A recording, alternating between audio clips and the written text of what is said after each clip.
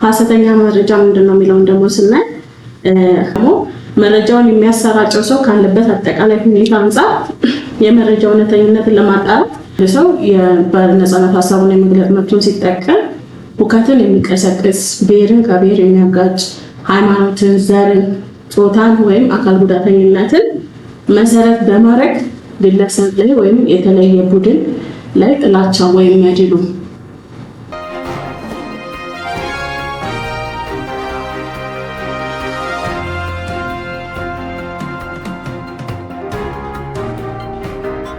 አብሬያችሁ ቆየው ጠበቃና ህግ አማካሪ ሜላት እንግዳ ወርቅ ነኝ።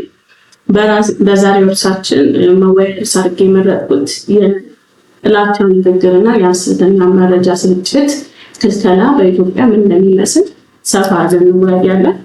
ያው በመጀመሪያ የሰው ልጅ ሰው በመሆኑ ብቻ ከሚያገኛቸው መብቶች አንዱ በነፃነት የመናገርና ትክክል ነው ብሎ ያሰበውን ወይም ያመነበትን ሀሳብ ነፃ ሆኖ የመግለጽ መብት ነው።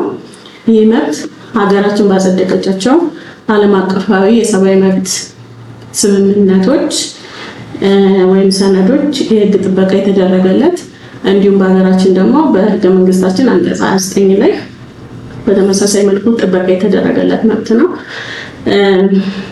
ነገር ግን ሰብአዊ መብቶች ሊገደቡባቸው የሚችሉት ልዩ ሁኔታዎች በህግ የተቀመጡ በመሆኑ እነዚህም የሰብአዊ መብቶች በጠባቡም ወይም በገደብ ባለው መልኩ እንዴት እንደሚተገበሩ በስምምነቱም ሆነ በህገ መንግስቱ ተቀምጠዋል። በዚህ መነሻነት ተደርጎ በ2012 ዓ.ም በኢትዮጵያ የሐሰተኛ ንግግር የሐሰተኛ መረጃ ስርጭትና የጥላቻ ንግግርን ለመከላከልና ለመቆጣጠር 1185/2012 አዋጅ እንዲወጣ ተደርጓል። ለዚህም ሀሳብን በነፃነት የመግለጽ መብት የህግ ጥበቃ እንዴት ይደረግለታል? እንዴትስ እነዚህ የህግ ጥበቃዎች ይገደባሉ?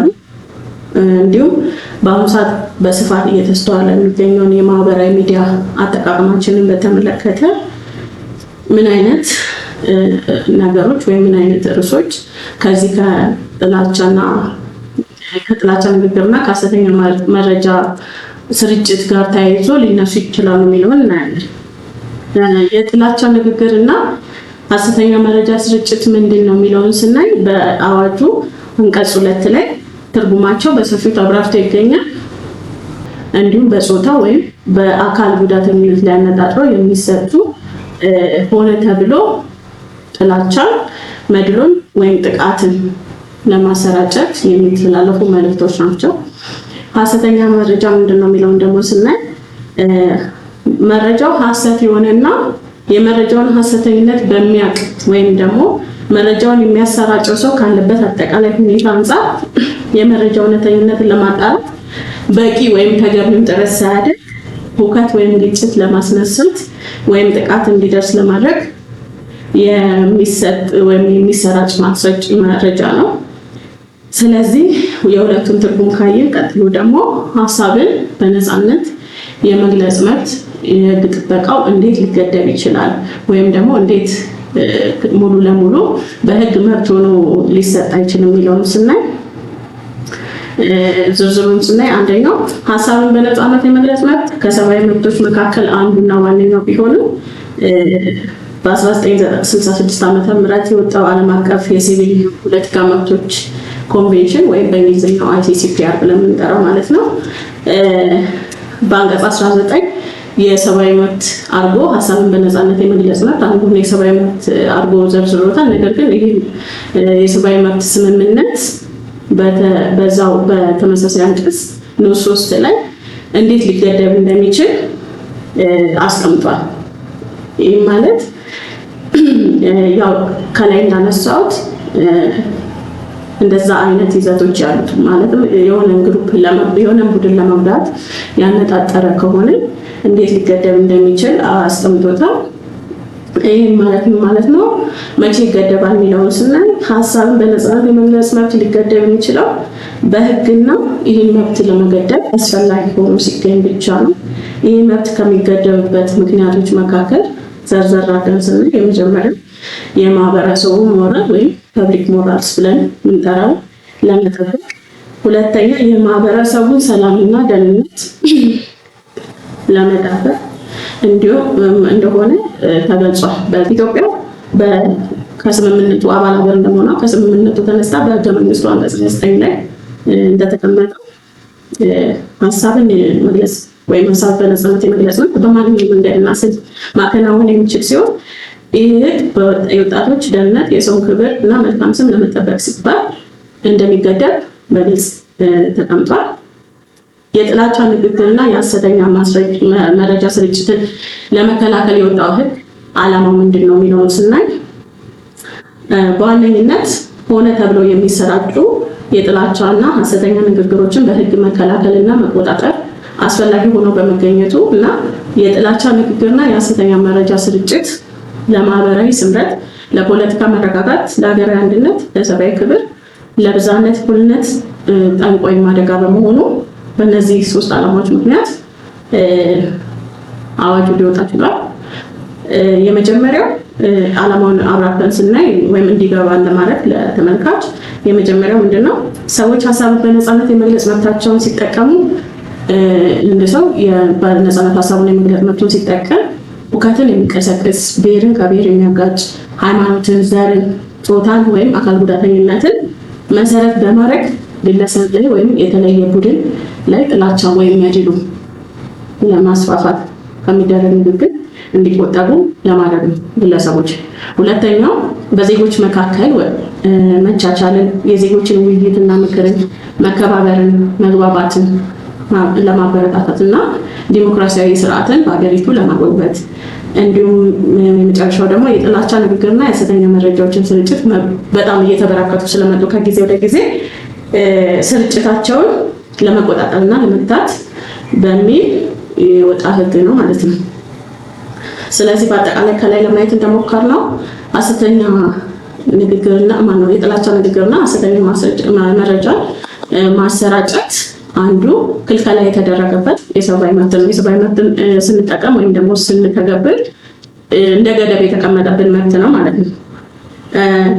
ይህንን ተላልፎ እንደዚህ አይነት ተግባር ውስጥ የተገኘ ሰው ምን አይነት የወንጀል ተጠያቂነት ይኖርበታል የሚለውን ደግሞ ስናይ የጥላቻ ንግግርን ለመቆጣጠር የወጣው አዋጃችን 1185 ላይ በግልጽ እንደተቀመጠው ማንኛውም ሰው የጥላቻ ንግግር ማለትም ያው ከላይ እንደገለጽኩት በአንድ ሰው ላይ ወይም በተወሰነ ግሩፕ ላይ ወይም በተወሰነ ቡድን ላይ ማንነትን መሰረት አድርጎ የሚያስተላልፈው መልዕክት በሙሉ በየትኛው መንገድ ማለትም በብሮድካስት ሊተላለፍ ይችላል፣ በህትመት ሊተላለፍ ይችላል። ዛሬ ደግሞ በሰፊው እንደሚታየው በማህበራዊ ሚዲያ ላይ በቪዲዮ ወይም ደግሞ በምስል ወደ ምስል ምንለው በዛ የሚለቀቀዋል። ከዛ ውጭ ደግሞ በጽሁፍም ሊሆን ይችላል የሚተላለፉ ሁከትን፣ ብጥብጥን የሚያነሱ ንግግሮች ወይም ደግሞ መረጃዎች ሊሆኑ ይችላሉ። እነዚህ የጥላቻ ንግግሮች ወይም ደግሞ ሐሰተኛ ማስረጃዎች ምን አይነት ተጠያቂነት ያመጣሉ ብለን ስናይ ይህንን ተግባር የፈጸመ ማንኛውም ሰው ከ2 ዓመት በሚደርስ ቀላል እስራትና እስከ ብር 100,000 በሚደርስ የገንዘብ መቀጮ ሊቀጣ እንደሚችል በህጉ ተደንግጎ ይገኛል። በተደረገው ወይም በተላለፈው የጥላቻ ንግግር ምክንያት በግለሰብ ወይም በቡድን ላይ በሌላ ሰው ላይ ጥቃት ተፈጽሞ የተገኘ እንደሆነ ደግሞ ቅጣቱ ከ1 ዓመት እስከ 5 ዓመት በሚደርስ እስራት ሊሆን እንደሚችል ተደንግጎ ይገኛል ማለት ነው። ሁለተኛ ደግሞ ማንኛውም ሰው የሐሰት መረጃ ማለትም ሐሰት የመረጃውን ሐሰተኝነት እያወቀ ወይም መረጃውን የሚያሰራጭ ሰው ካለ በተጠቃላይ ሁኔታ አንፃር የመረጃውን እውነተኝነት ለማጣራት በቂ ጥረት ማድረግ እያለበት ይህንን ሳያደርግ በቸልተኝነት አልፎ የተሰራጨ ሁከት ወይም ግጭት ማስነሳት ወይም ጥቃት እንዲደርስ የማድረግ እድሉ ከፍ ያለ መረጃ ከላይ በጠቀስኳቸው በህትመት፣ በብሮድካስት ወይም በምስል ወደ ምስል በማህበራዊ ሚዲያ በኩል የለቀቀ እንደሆነ እስከ 1 ዓመት በሚደርስ እስራት ወይም ደግሞ እንደነገሩ ሁኔታ እስከ 50,000 ብር በሚደርስ የገንዘብ መቀጮ ይቀጣል ማለት ነው።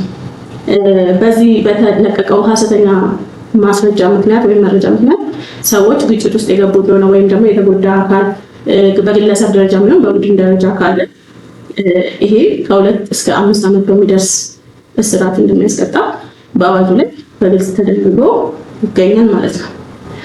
በሌላ በኩል አሁን ባለው ተጨባጭ ሁኔታ እያየን ያለ ነው ማህበራዊ ሚዲያን በመጠቀም ሰዎች ከ5000 በላይ ተከታይ የያዙ ሰዎች ብዙ ጊዜ የሚፈጽሟቸው ወንጀሎች አሉ። እነዚህን በተመለከተ አዋጁ በግልጽ ምንድነው እያለ ያለው ከ5000 በላይ ተከታይ ባለው ማህበራዊ ሚዲያ ገጽ ላይ ይሄ ከላይ የጠቀስኩት አይነት ወንጀል ተፈጽሞ ከሆነ ወይም ደግሞ ያው በሌላ በብሮድካስት ሰፊ እንደ ቴሌቪዥን አይነት ጣቢያዎች ላይ የተፈጸመ ከሆነ ቅጣቱ እስከ 3 ዓመት የሚደርስ እስራትና ብር ያልበለጠ ገንዘብ መቀጮ እንደሆነ በግልጽ በአዋጁ ላይ ተደንግጎ ይገኛል ማለት ነው።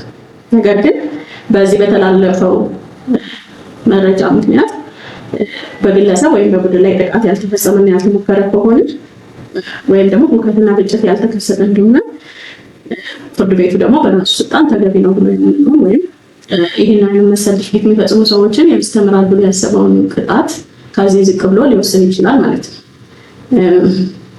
ነገር ግን ይሄ ነገር ወይም ይሄ የሐሰተኛ ማስረጃና የጥላቻ ንግግርን በተመለከተ ከላይ ያሉ ተጠያቂነቶች እንዳሉ ሆነው ሰዎች ከእንደዚህ አይነት ተግባር እነዚህ ነገሮች በመፍራት ብቻ ሳንሱር ወይም ደግሞ ሳንሱር ሳንደረግ ይሄ ነገር እንዴት ይለቀቃል እንዴት ይሆናል ብለው በእንደዚህ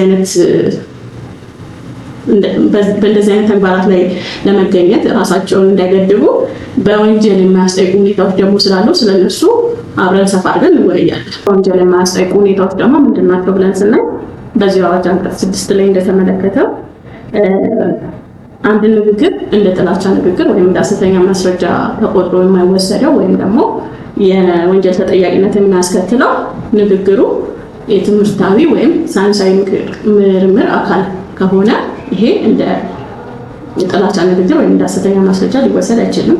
ሁለተኛ የዜና ዘገባ ትንታኔ ወይም የፖለቲካ ትችት እንደሆነ ይህንን የሚያቀርቡ ሰዎች ከንግግራቸው መሀል ተወስዶ ይሄ የጥላቻ ንግግር ነው ወይም የሐሰተኛ ማስረጃ ነው ተብለው ሊጠየቁ አይችሉም በወንጀል።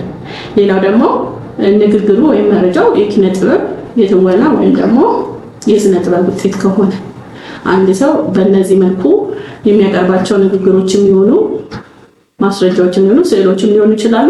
በየትኛው መንገድ የተላለፈ በዚህ መልኩ የተላለፈ ማስረጃ የወንጀል ተጠያቂነት ሊያስከትል አይችልም።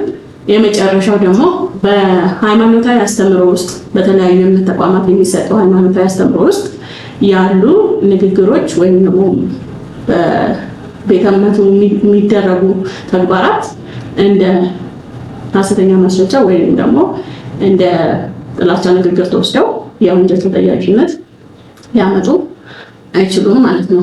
ስለዚህ ከነዚህ ተግባራት ውጪ የሆኑ ከዘረዘርኳቸው 4 ተግባራት ውጪ የሆኑ ማንኛውም አይነት በማህበራዊ ሚዲያ ሊሆን ይችላል፣ በብሮድካስት ሊሆን ይችላል፣ በህትመት የሚገለጹ ንግግሮችም ሊሆኑ ይችላሉ ወይም መረጃዎች እያንዳንዳቸው የሚያስከትሉት የወንጀል ተጠያቂነት እንዳለ ታውቆ በምናደርጋቸው የማህበራዊ እንቅስቃሴዎች ወይም ደግሞ የማህበራዊ ሚዲያ ተሳትፎች ራሳችንን በደንብ አዘጋጅተን በጥንቃቄ ንግግሮችን ወይም ማስረጃዎችን ማስተላለፍ ይገባል ብዬ አምናለሁ። ለዛሬ ያቀረብኩላችሁ ይህንን የመሰለ ሀሳብ ነው። ስላዳመጣችሁኝ አመሰግናለሁ። የንስር የህግ ሚዲያ ዩቲዩብ ቻናል ሰብስክራይብ ማድረግ እንዳትረሱ። አመሰግናለሁ።